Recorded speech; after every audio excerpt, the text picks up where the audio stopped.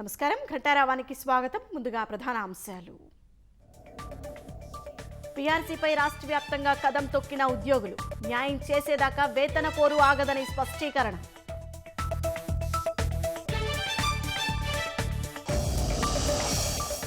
డిమాండ్లు తీర్చితేనే చర్చలన్న పీఆర్సీ సాధన సమితి, గురువారం వస్తే సానుకూలంగా మాట్లాడదామన్న సజ్జల.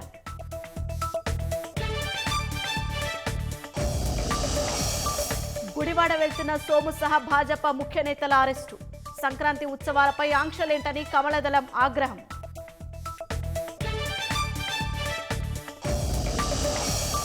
రాష్ట్రంలో 1,00,000 దాటిన కరోనా యాక్టివ్ కేసులు, మరో 13,819 మందికి పాజిటివ్, 12 మంది మృతి.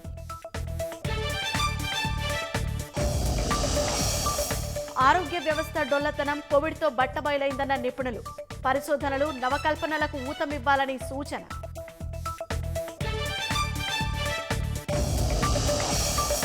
వరుస నష్టాల తర్వాత లాభాల బాట పట్టిన స్టాక్ మార్కెట్లు, ఆటోమొబైల్, బ్యాంకింగ్ రంగాల్లో పెరిగిన కొనుగోళ్లు.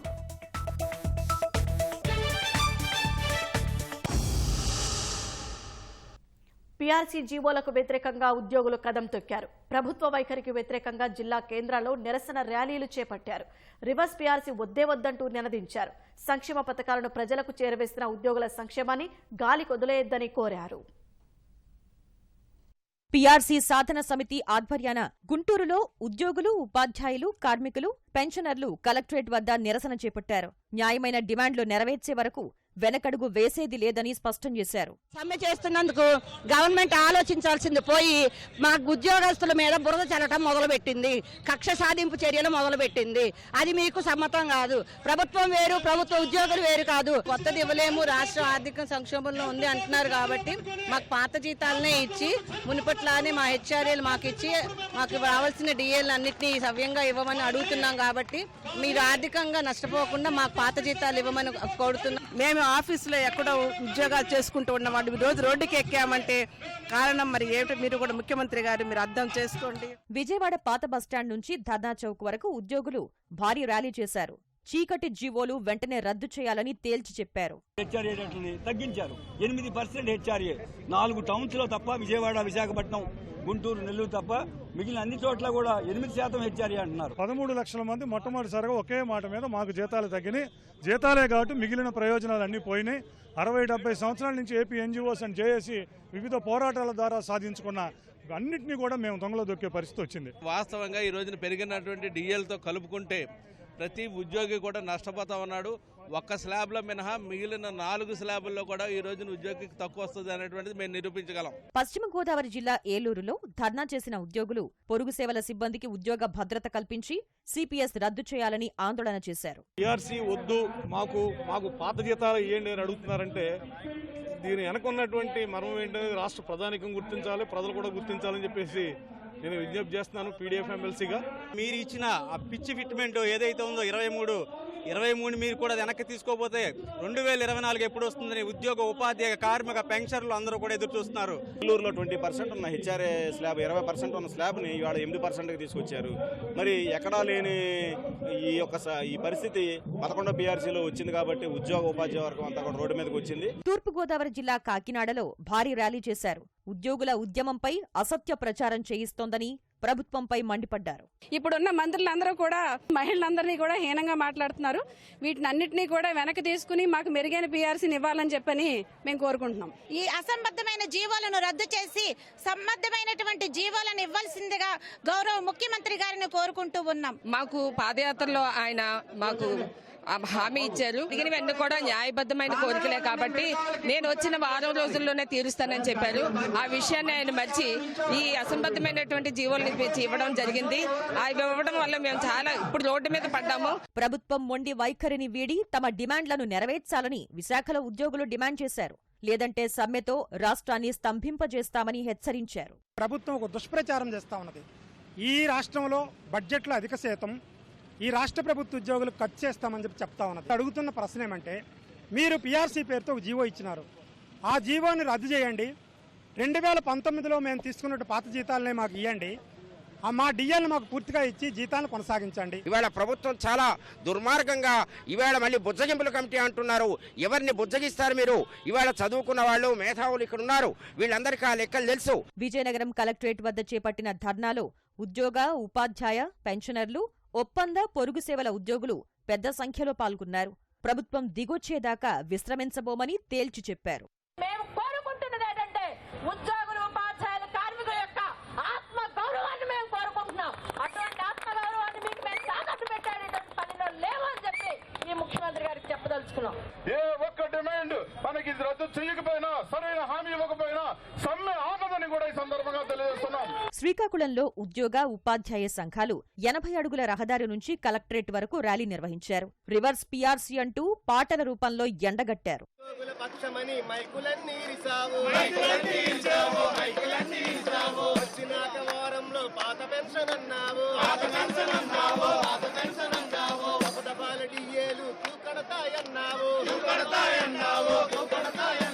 పురోగమన మరిచిపోయి తిరోగమిస్తున్నావు.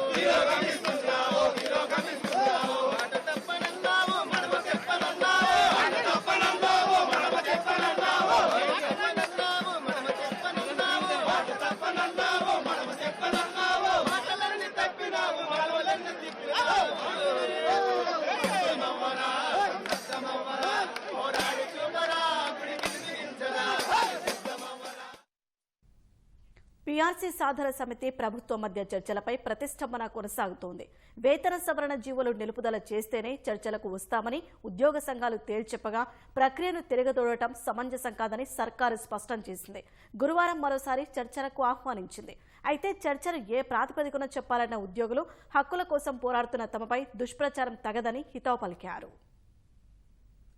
వేతన సవరణపై వైకాపా ప్రభుత్వం జారీ చేసిన ఉత్తర్వులో రద్దు చేస్తేనే ప్రభుత్వంతో చర్చలకొస్తామని పీఆర్సీ సాధనా సమితి స్పష్టం చేసింది. వరుసగా రెండో రోజు ప్రభుత్వం ఏర్పాటు చేసిన కమిటీ చర్చలకు ఆహ్వానించడంపై ఉద్యోగ సంఘాల నేతలు విజయవాడలో సమావేశమై చర్చించారు. జీవోలు రద్దు చేసేదాకా చర్చలకు వెళ్లరాదని తీర్మానించారు. ఆ తర్వాత పీఆర్సీ సాధనా సమితి స్టీరింగ్ కమిటీ సభ్యులు సచివాలయానికి వెళ్లి మంత్రుల కమిటీకి నిరసన లేఖ అందజేశారు. ఉద్యోగ సంఘాల నేతలు వస్తారని వేచి చూసిన ప్రభుత్వ ప్రతినిధులు గురువారం రావాలని మరోసారి ఆహ్వానించారు. జీవోల రద్దు డిమాండ్ సమంజసం కాదని తేల్చి చెప్పారు. ప్రభుత్వం అగ్రెసివ్ గా అయితే ఏమీ లేదు, కూర్చుని మాట్లాడుకుందాం రండి. మీ ప్రెసిడెంట్లు అందరూ వచ్చిన తర్వాత మనం రేపో ఎల్లుండో ఒక డేట్ పెట్టుకుని మాట్లాడుకుందాం అని అన్నారు. మేం కూడా చర్చలకి వ్యతిరేకం కాదు. అశుతోష్ మిశ్రా గారి రిపోర్ట్ ఇవ్వాలని, ఇప్పటి వరకు విడుదల చేసిన జీవోలను కనీసం అబయన్స్ లో పెట్టాలని, ఈ నెలకు ఇవ్వాల్సిన జీతాన్ని పాత జీతాన్ని ఇచ్చి ఈ 3 అంశాల మీద నిర్ణయిస్తే మేము చర్చలకు వస్తామని చెప్పడం జరిగింది. జీవోస్ పాతవి ఇచ్చినవి మళ్ళీ ఇచ్చేయడం అనేది కరెక్ట్ కాదు. ఇంతకాలం ఇంత ఎక్సర్సైజ్ జరిగిన దాని మీద మళ్ళీ తిరగదోడడం కరెక్ట్ కాదేమో ఆలోచించండి అని అప్పీల్ చేశాము. ఇప్పుడు కూడా కరెక్షన్స్ ఏమన్నా లేదా వాళ్ళకున్న అప్రహెన్షన్స్ తొలగించడానికి లేదా నష్టం జరుగుతుందని సరిదిద్దడానికి కూడా రెడీగా ఉంటుంది. పీఆర్సీ అనేది ఎప్పుడైనా తప్పదు. దానికి వచ్చిన తర్వాత లేదు మళ్ళీ మాకు పాత వేతనం అదే కంటిన్యూ చేయడం అని వాళ్ళు అనడానికి లేదు. అదైన తర్వాత అయినా రేపు మళ్ళీ ఆ క్వశ్చన్ వస్తుంది. నాకు తెలుసు, వాళ్ళకు తెలుసు. కాబట్టి ద ఫిట్మెంట్కి సంబంధించి రిజాల్వ్ అయిపోయినది. మిగిలినవి ఏమన్నా ఉంటే yes we will discuss 27th రమ్మని చెప్పి. అసలు ఏ ప్రాతిపదికన చర్చలు జరపాలి అనే దానిపై ప్రభుత్వానికే స్పష్టత లేదని ఉద్యోగ సంఘాల నేతలు ఆక్షేపించారు. విజయవాడ ధర్నా చౌక్ లో నిరసన తెలిపిన నేతలు హక్కుల కోసం రోడ్డెక్కిన ఉద్యోగుల్ని వేధించొద్దని కోరారు. కేంద్ర విధానాన్ని అవలంబిస్తా ఉంటుంది. అశుతోష్ మిశ్రా నివేదికను కోట్ చేస్తుంది జీవోలో. సెక్రటరీస్ కమిటీ అంటుంది, మాతో కన్సల్టేషన్ అంటుంది. నువ్వు ఏ విధానం అమలు చేస్తావో చెప్పు, ఆ విధానంలో చర్చకు వస్తాం మేము. నువ్వు 104 అలవెన్సులు ఇస్తుంది కేంద్ర ప్రభుత్వం, నువ్వు కూడా మాకు 104 అలవెన్సులు ఇచ్చి కేంద్ర ప్రభుత్వం సమానంగా హెచ్ఆర్ఏ స్లాబులు ఇవ్వు. ఆంధ్రప్రదేశ్ రాష్ట్రం గడిచిన 5 సంవత్సరాల్లో అత్యున్నత రాబడిని సంపాదించిందని చెప్పి కితాబిస్తే ఇది ఈ ప్రభుత్వం యొక్క విజయంగా ప్రచారం చేసుకుంటున్నటువంటి ప్రభుత్వం సిఏజీ తప్పు చెప్పాడా, చీఫ్ సెక్రటరీ తప్పు చెప్పాడా, ఎందుకు స్పందించలేకపోతుంది ఐఏఎస్ అధికారుల సంఘం? మేము మా నిరసన కార్యక్రమాలు చేస్తుంటే శత్రువుల్లాగా చూస్తున్నారు. 27% ఐఆర్ ఇస్తూ 23% తగ్గిస్తే ఎక్కువ తక్కువ మీరే చెప్పండి. ఇస్తున్నటువంటి వాటిని మొత్తం రద్దు చేసి కేవలం మా అపోహలని చెప్తున్నారు. మేము చిత్తశుద్ధితో మీ ఇందుకు వచ్చి చర్చించడానికి సిద్ధంగా ఉన్నాం. కానీ మీరు ఇచ్చిన జీవో చిత్తశుద్ధితో లేదు. 1వ తారీఖున జీతం కూడా ఇవ్వలేనటువంటి మీ యొక్క ప్రభుత్వ దమన నీతిని గమనించాం. ఉన్న డిమాండ్లు తీసేస్తే కొత్త డిమాండ్లు అడగరన్నటువంటి ఉద్దేశంతో మీరు ప్రవర్తిస్తున్నారు. మరి ఫ్రెండ్లీ గవర్నమెంట్, కుటుంబ సభ్యులు చెబుతున్నటువంటి మీరు మరి గ్రామ వార్డు సచివాలయాల్లో మా మీద ఎక్కువ జీతం వస్తుందని ఎందుకు మీరు పాంప్లెట్ పంచుతున్నారు? పెంచిండు తగ్గించిండు అనేది పక్కన పెడితే అసోసియేషన్ పూచికి పుల్లలాగా కొందరు అధికారులు ట్వీట్ చేసి ఇలాంటి జీవోలు తీసుకొచ్చిండ్రు. మనం గెలుస్తామా ఓడతామనేది పక్కన పెడితే వీటిని మనం ప్రశ్నించకపోతే భవిష్యత్తులో ఎలాంటి ఇబ్బందికరమైన జీవోలు వచ్చినా మనం మాట్లాడే హక్కు కోల్పోతాం. మరోవైపు నిరసనల్లో భాగంగా సచివాలయ ఉద్యోగులు వెలగపూడిలోని 3వ బ్లాక్ వద్ద ఆందోళన నిర్వహించారు. ఉద్యోగుల న్యాయపరమైన డిమాండ్లు నెరవేర్చాలని భాజపా డిమాండ్ చేసింది. పీఆర్సీ కోసం ఉద్యమిస్తున్న ప్రభుత్వ ఉద్యోగులకు సంఘీభావంగా విజయవాడలో సోము వీరాజు సహా భాజపా నేతలు ఒక్కరోజు నిరసన దీక్ష నిర్వహించారు. జీతాలు తగ్గించిందే కాకుండా తిరిగి ఉద్యోగులపైనే దుష్ప్రచారం చేయడం దుర్మార్గమని విమర్శించారు. రాష్ట్ర వనరుల ద్వారా వచ్చే ఆదాయాన్ని వైకాపా కొల్లగొట్టడం వల్లే రాష్ట్రానికి ఆదాయం రావడం లేదని ఆరోపించారు. రాజశేఖర్ రెడ్డి గారు ఇచ్చినటువంటి కాంట్రాక్ట్ ఉద్యోగాలు అవన్నీ కూడా వాళ్ళందరినీ తీసేసి తన కార్యకర్తలకి ఉద్యోగాలు ఇచ్చుకోవడం, 3 లక్షలు 2 లక్షల జీతాలు ఇచ్చి ఆంధ్ర రాష్ట్రం పుట్టిన తర్వాత ఇంతమంది అడ్వైజర్స్ పేరు మీద అది వాళ్ళ సొంత వ్యవస్థలో, సంస్థలో, పార్టీలో పనిచేసేటువంటి కార్యకర్తలకి పునరావాసం కల్పించేటువంటి ఒక వ్యవస్థను తయారు చేసి ఉద్యోగస్తులకి న్యాయపరంగా రావాల్సినటువంటి పీఆర్సీ కానీ, వారం రోజుల్లోనే సిపిఎస్ రద్దు చేస్తానని చెప్పినటువంటి నీ మాట కానీ, మీరు ఎట్లాగూ కొత్త జీతాలు పీఆర్సీ పెంచలేరు అనేటువంటిది పాపం అర్థం చేసుకున్నారు. వాళ్ళు మాకు పాత జీతాలు ఇవ్వండి అని అడుగుతున్నారు. రివర్స్లో 25 సంవత్సరాలు ఈ రాష్ట్రాన్ని 2.5 సంవత్సరాల్లోనే వెనక్కి తీసుకెళ్లినటువంటి ఘనత Jaganmohan Reddy private limited company chairman Jaganmohan రెడ్డికే దక్కుతుంది. గణతంత్ర దినోత్సవ సందర్భంగా రాష్ట్రపతి సందేశాన్ని ప్రత్యక్ష ప్రసారం ద్వారా చూద్దాం. के महीनों में हमारे देशवासियों द्वारा विभिन्न क्षेत्रों में अपनी प्रतिबद्धता और कर्मठता से राष्ट्र और समाज को मजबूती प्रदान करने वाले अनेक उल्लेखनीय उदाहरण मुझे देखने को मिले हैं. उनमें से मैं केवल 2 उदाहरणों का उल्लेख करूंगा. भारतीय नौसेना और कोचीन शिपयार्ड लिमिटेड की समर्पित टीमों ने स्वदेशी व अति आधुनिक विमानवाहक पोत IAC विक्रांत का निर्माण किया है, जिसे हमारी नौसेना में शामिल किया जाना है. ऐसी आधुनिक सैन्य क्षमताओं के बल पर अब भारत की गणना विश्व के प्रमुख नौसेना शक्ति संपन्न देशों में की जाती है. यह रक्षा के क्षेत्र में आत्मनिर्भरता की ओर अग्रसर होने का एक प्रभावशाली उदाहरण है. इससे हटकर एक विशेष अनुभव मुझे बहुत हृदय स्पर्शी लगा. हरियाणा के भिवानी जिले के सुई नामक गांव में उस गांव से निकले कुछ प्रबुद्ध नागरिकों ने संवेदनशीलता और कर्मठता का परिचय देते हुए स्वप्रेरित आदर्श ग्राम योजना के तहत अपने गांव का कायाकल्प कर दिया है. अपने गांव यानी अपनी मातृभूमि के प्रति लगाव और कृतज्ञता का यह एक अनुकरणीय उदाहरण है. कृतज्ञ लोगों के हृदय में अपनी जन्मभूमि के प्रति आजीवन ममता और श्रद्धा बनी रहती है. ऐसे उदाहरण से मेरा यह विश्वास दृढ़ होता है कि एक नया भारत उभर रहा है, सशक्त भारत और संवेदनशील भारत. मुझे विश्वास है कि इस उदाहरण से प्रेरणा लेकर अन्य सक्षम देशवासी भी अपने अपने गांव एवं नगर के विकास के लिए योगदान देंगे. इस संदर्भ में आप सभी देशवासियों के साथ मैं एक निजी अनुभव साझा करना चाहूँगा. मुझे पिछले वर्ष जून के महीने में कानपुर देहात जिले में स्थित अपनी जन्मभूमि अर्थात अपने गांव परौंख जाने का सौभाग्य मिला था.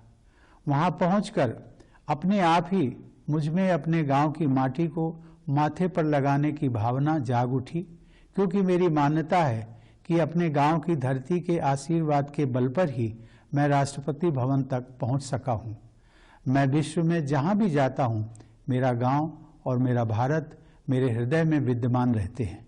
भारत के जो लोग अपने परिश्रम और प्रतिभा से जीवन की दौड़ में आगे निकल सके हैं, उनसे मेरा अनुरोध है कि अपनी जड़ों को, अपने गांव, कस्बे, शहर को और अपनी माटी को हमेशा याद रखिए. साथ ही आप सब अपने जन्म स्थान और देश की जो भी सेवा कर सकते हैं अवश्य कीजिए. भारत के सभी सफल व्यक्ति यदि अपने अपने जन्म स्थान के विकास के लिए निष्ठापूर्वक कार्य करें तो स्थानीय विकास के आधार पर पूरा देश विकसित हो जाएगा। प्यारे देशवासियों, आज हमारे सैनिक और सुरक्षाकर्मी देश अभिमान की विरासत को आगे बढ़ा रहे हैं। हिमालय की असहनीय ठंड में और रेगिस्तान की भीषण गर्मी में अपने परिवार से दूर वे मातृभूमि की रक्षा में तत्पर रहते हैं। हमारे सशस्त्र बल तथा पुलिसकर्मी देश की सीमाओं की रक्षा करने तथा आंतरिक व्यवस्था बनाए रखने के लिए रात दिन चौकसी रखते हैं। భాజపా నేతల గుడివాడ పర్యటన అరెస్టులకు దారితీసింది. సంక్రాంతి ముగింపు సంబరాలకు బయలుదేరిన సోము వీర్రాజు సహా ఇతర నేతలను పోలీసులు నాటకీయ పరిణామాల మధ్య అరెస్టు చేశారు. క్యాసినోలతో తెలుగు సంస్కృతిని నాశనం చేస్తున్న కొడాలి నానిని మంత్రివర్గం నుంచి బర్తరఫ్ చేయాలని వీర్రాజు డిమాండ్ చేశారు. సంక్రాంతి ముగింపు సంబరాలకు గుడివాడ వెళ్తున్న భాజపా రాష్ట్ర అధ్యక్షుడు సోము వీర్రాజు సహా ఆ పార్టీ నేతలను పోలీసులు అడ్డుకున్నారు. గన్నవరం సమీపంలోని నందమూరు అడ్డరోడ్డు వద్ద భాజపా నేతల వాహనాలను పోలీసులు ఆపారు. సోము వీర్రాజు, సీఎం రమేష్ సహా ఇతర నేతలు వాహనాలు దిగి నడిచి వెళ్లేందుకు యత్నించారు. అందుకు వీల్లేదని పోలీసులు అడ్డగించడంతో భాజపా నేతలు ఆగ్రహం వ్యక్తం చేశారు. ఓ దశలో ఇరు వర్గాల మధ్య తోపులాట జరిగింది.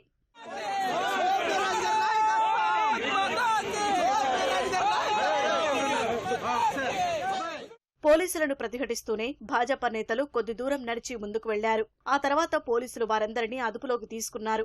ఉంగుటూరు పోలీస్ స్టేషన్ కి తరలించారు. సంక్రాంతి సంబరాలకు వెళ్లకుండా అడ్డుకోవడం ఏంటని వీర్రాజు ఆగ్రహం వ్యక్తం చేశారు. పోలీసులకు క్యాసినో డాన్సులు అంటే ఇష్టమా అని నిలదీశారు. నానిబాబుకి హరిదాసులు నృత్యం అంటే ఇష్టం లేదు, కానీ వారికి ఇష్టమైన ఏంటి? Casino dance. ఈ వైసీపీ ప్రభుత్వాన్ని, ముఖ్యమంత్రిని, మంత్రిని నేను హెచ్చరిక జారీ చేస్తున్నా. హిందుత్వంతో పెట్టుకోవద్దు. మేము సంక్రాంతి ఉత్సవాలు చేస్తానంటే మమ్మల్ని అరెస్ట్ చేస్తారు. క్యాసినో పార్టీని, కాల్గర్స్ పార్టీని అరెస్ట్ చేయండి. క్యాసినో డాన్స్ అంటే మీ అందరికి ఇష్టమా అని అడుగుతున్నా డిపార్ట్మెంట్. నేను భాజపా నేతల అరెస్టు అప్రజాస్వామికమని జనసేన అధినేత పవన్ కళ్యాణ్ అన్నారు. వాస్తవాల కోసం క్షేత్రస్థాయిలో పర్యటించడం పార్టీల బాధ్యతని గుర్తు చేశారు. గుడివాడ పరిణామాలపై ప్రభుత్వం వివరణ ఇవ్వాలని పవన్ డిమాండ్ చేశారు. ఎవరిని వెళ్లనీయకపోవడానికి గుడివాడ ఏమైనా పాకిస్తాన్లో ఉందా అని తెలుగుదేశం ఎమ్మెల్సీ బుద్ధా వెంకన్న ప్రశ్నించారు. మరో 2.5 ఏళ్లు మంత్రి పదవిని కాపాడుకునేందుకే కొడాలి నాని ఇష్టం వచ్చినట్లు మాట్లాడుతున్నారని ఆగ్రహం వ్యక్తం చేశారు. ఇక సహించేది లేదని మాటకు మాట బదులిస్తామని బుద్ధా స్పష్టం చేశారు. ఒక ముఖ్యమంత్రిగా మీ మంత్రివర్గ సహచరుడికి మద పిచ్చి, డబ్బు పిచ్చి, పదవి పిచ్చి ఎక్కి ఇష్టానుసారం ప్రవర్తిస్తుంటే మీరు చూస్తూ ఊరుకుంటారంటే ఎమ్మనే మంత్రివర్గం నుంచి డిస్మిస్ చేయకుండా, సరే కొడాలి నాని అంతకుముందు ఏం మాట్లాడాడు అవన్నీ మీరు పక్కన పెడితే అవన్నీ అయితే మీకు ఒక 100 పేజీలు 200 పేజీలు ఎఫ్ఐఆర్ బుక్లు అయిపోతాయి. నిన్న మాట్లాడిన దాని మీద అతని మీద కేసు బుక్ చేయాలి. ఏంటంటే గుడివాడ పాకిస్తానా, లేకపోతే పోలీసులు ఏమన్నా కొడాలి నాని దగ్గర ఏమన్నా పనిచేస్తున్నారా? తెలుగుదేశం వాళ్ళు వెళ్తే ఆపారు, బీజేపీ వాళ్ళు వెళ్తే అరెస్టులు చేస్తున్నారు. అంటే గుడివాడ పాకిస్తానా? అంటే గుడివాడికి ఎవరు వెళ్ళకూడదా? వైకాపా నేతల మాట వినకపోతే తెదేపా సర్పంచుల ప్రతిపాదనలు ఎంపీడీఓ కార్యాలయంలోనే ఆగిపోతాయని మంత్రి అప్పలరాజు వ్యాఖ్యానించారు. శ్రీకాకుళం జిల్లా పలాసలో జాతీయ గ్రామీణ ఉపాధి హామీ పథకంపై నిర్వహించిన సమీక్షా సమావేశంలో మంత్రి ఈ వ్యాఖ్యలు చేశారు. ప్రజాప్రతినిధులందరూ అన్ని రకాల పనులు, ప్రతిపాదనలు పంపించాలని సూచించారు. అన్ని పంచాయతీలను ఆదర్శ పంచాయతీలుగా తీర్చిదిద్దే బాధ్యతను ఎంపీపీలు తీసుకోవాలని సూచించారు.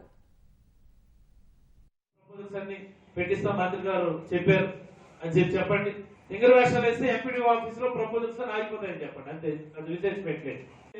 వాళ్ళకి ఎక్కువ నిధులు మంజూరు అయ్యేటటువంటి అవకాశం ఉంది. ఇది కాంపిటీషన్. పోటీ ప్రపంచంలో ఎవడు ముందు పరిగెత్తే వాడు గెలుస్తాడు, ఎవడు ధీమాగా ఉంటే కనపడుతుంటాడు. ఎంపీడీఓ ఆఫీస్ లో అప్డేట్ దగ్గరుండి మీరు అప్డేట్ చేయించుకోవాలి. ఎలా మీరు ఎంపీడీఓ ఆఫీస్కి వెళ్ళి పట్టుకోవాలి. మీ తిరుమలరావుకి, మీ రమేష్ నాయుడుకి, మీ ఈశ్వరరావు పట్టుకొని మీరు మా జరగానే మీరు అప్లోడ్ చేయండి అని చెప్తే వాళ్ళ డ్వామా స్టాఫ్ అందరూ కూడా మీకు సహకరిస్తారు.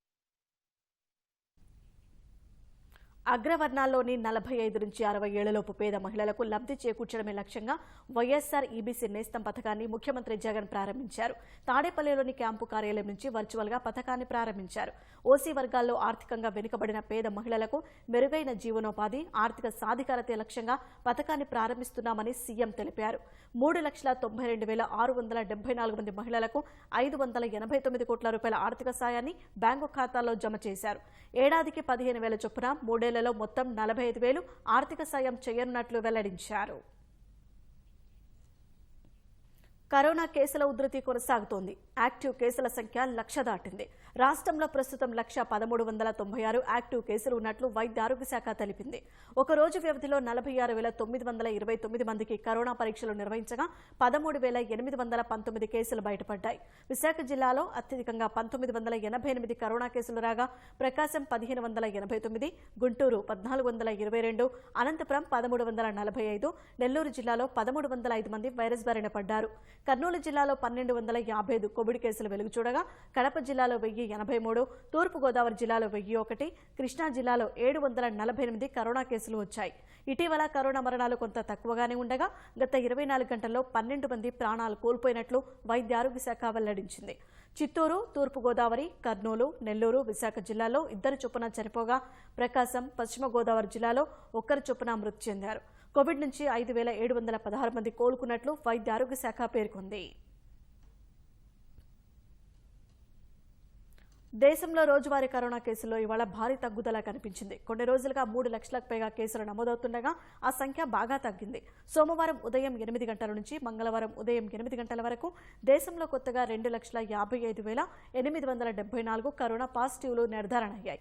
సోమవారంతో పోల్చితే 50,000 కేసులు తక్కువగా వచ్చాయి. వైరస్ కారణంగా మరో 614 మంది బలయ్యారు. కోవిడ్ నుంచి మరో 2,67,753 మంది బాధితులు కోలుకున్నారు. దేశంలో రోజువారీ పాజిటివిటీ రేటు 20.75% నుంచి 15.52% తగ్గడం కొంత ఊరట కలిగిస్తోంది. దేశంలో ప్రస్తుతం కరోనా రికవరీ రేటు 93.15% చేరింది. కొత్త కేసులతో కలిపి దేశంలో మొత్తం కరోనా బాధితుల సంఖ్య 3,97,99,202కు చేరుకుంది. ఇప్పటి వరకు వైరస్ ధాటికి 4,90,462 మంది మృత్యువాత పడ్డారు. దేశంలో ఇప్పటి వరకు 162.92 కోట్ల కోవిడ్ డోసులను పంపిణీ చేసినట్లు కేంద్ర ఆరోగ్య శాఖ వెల్లడించింది.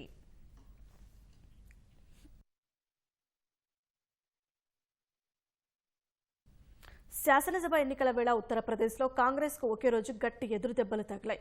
ఉత్తరప్రదేశ్లో పార్టీ కీలక నేత, కేంద్ర మాజీ మంత్రి ఆర్పీఎన్ సింగ్, మాజీ ఎంపీ ఆనంద్ ప్రకాష్ గౌతమ్ కాంగ్రెస్కు రాజీనామా చేశారు. కాంగ్రెస్కు రాజీనామా అనంతరం ఆర్పీఎన్ సింగ్ భాజపాలో చేరారు. కాంగ్రెస్ యూపీ శాసనసభ ఎన్నికల స్టార్ క్యాంపెయినర్లలో ఒకరిగా ప్రకటించిన 24 గంటల్లోనే ఆయన పార్టీని వీడుతున్నట్లు ప్రకటించారు. ఆయనను కాంగ్రెస్ ఇటీవలే ఛత్తీస్గఢ్, జార్ఖండ్ ఇన్ఛార్జిగా కూడా నియమించింది. 2009లో యూపీలోని కుషీనగర్ లోక్సభ స్థానం నుంచి గెలిచిన ఆర్పీఎన్ సింగ్ కేంద్ర మంత్రిగా పనిచేశారు. ఆర్పీఎన్ సింగ్ పద్రౌనా రాజకుటుంబానికి చెందిన వ్యక్తి. ఆయన తండ్రి సిపిఎన్ సింగ్ ఇందిరాగాంధీ కేబినెట్లో మంత్రిగా పనిచేశారు. అటు కాంగ్రెస్కు రాజీనామా చేసిన మాజీ ఎంపీ ఆనంద్ ప్రకాష్ గౌతమ్ పార్టీ నాయకత్వంపై విమర్శలు గుప్పించారు. పార్టీలో సీనియర్ నేతలను నిర్లక్ష్యం చేస్తున్నారని మండిపడ్డారు. ఎన్నికల ముందు రాజకీయ పార్టీలు ప్రజాధనంతో అసంబద్ధ ఉచిత పథకాలను ప్రకటించకుండా కట్టడి చేయాలని దాఖలైన పిటిషన్పై అభిప్రాయం తెలపాలని సుప్రీంకోర్టు కేంద్ర ఎన్నికల సంఘాన్ని ఆదేశించింది. న్యాయవాది అశ్విని ఉపాధ్యాయ ఈ పిటిషన్ను దాఖలు చేశారు. ఉచిత పథకాలను ప్రకటిస్తున్న రాజకీయ పార్టీలపై కఠిన చర్యలు తీసుకోవాలని కోరారు. ఆయా పార్టీల ఎన్నికల గుర్తును నిలిపేయడం లేదా రిజిస్ట్రేషన్ను రద్దు చేయాలని పిటిషన్ విజ్ఞప్తి చేశారు. ఉచిత హామీలు నిష్పక్ష, స్వేచ్ఛాయుత ఎన్నికలకు విఘాతమని పేర్కొన్నారు. ఉచితాలు ఒక రకమైన లంచమేనని అశ్విని ఉపాధ్యాయ పిటిషన్లో వివరించారు. ఓటర్ల మన్ననలు పొందేందుకు రాజ్యాంగ నిబంధనలను అతిక్రమిస్తూ అడ్డదారుల్లో అమలు చేస్తున్న ప్రజాకర్షక విధానాలను నిషేధించాలని సుప్రీంకోర్టుకు విజ్ఞప్తి చేశారు. ఈ పిటిషన్ను ప్రధాన న్యాయమూర్తి జస్టిస్ ఎన్వీ రమణ నేతృత్వంలోని సుప్రీంకోర్టు త్రిసభ్య ధర్మాసనం విచారణకు స్వీకరించింది. కేంద్రం ఈసీకి నోటీసు జారీ చేసిన కోర్టు 4 వారాల్లో అభిప్రాయం తెలపాలని ఆదేశించింది.